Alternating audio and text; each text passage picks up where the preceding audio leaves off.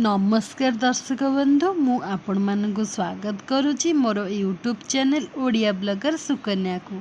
तो आपण मानक बहुत बहुत स्वागत। आज आपण मानक मु गोटे घरे उपाय रे काढ़ा बनैकी देखैबी,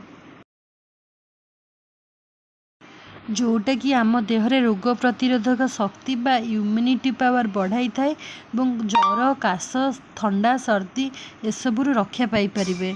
यही काढ़ाटी को आम रोसई घर थिबा जिनस गुड़िकरू ही आम ताकू सहजरे बनई परिबा। ताहले आसंतु ए काढ़ा किपरि तैयारी होउची ताहा आमे जानि नबा।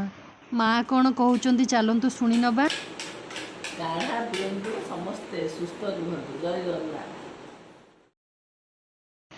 गोलमरीच गोटे स्पून नहीं, हलदी गोटे स्पून नहीं, तुलसी पत्र नहीं, लवंग नहीं, डालचीनी नहीं, गुजुराती नहीं, तापर अदा नहीं, तेजपत्र नहीं।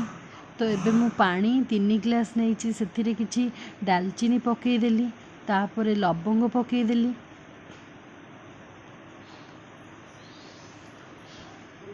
तेजपत्र किछि पकईदेबे,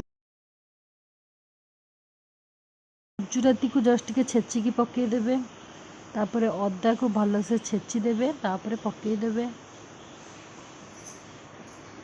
से टिके भल से फुटी आसिले गोलमरीच को छेचिकी गुंड करिकी पकईदेबे, तापर हलदी तुलसी पत्र किछि गुड़ नेबे 2 चामच सेठी पकईबे।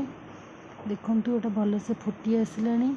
तो फुटी आसला पर भल से पूरा मिनिमम 10 रु 15 मिनिट भल से फुटेबे। आपण धर 3 ग्लास पानी नहीं, 3 ग्लास रु तार हाफ जमती हम से अनुसार रहिले आपण जानिबे काढ़ा प्रस्तुत है। तो एबे आमे टिके लेंबू चुपुड़ी दौचे, लेंबूर विटामिन सी आपन को मिलिबो।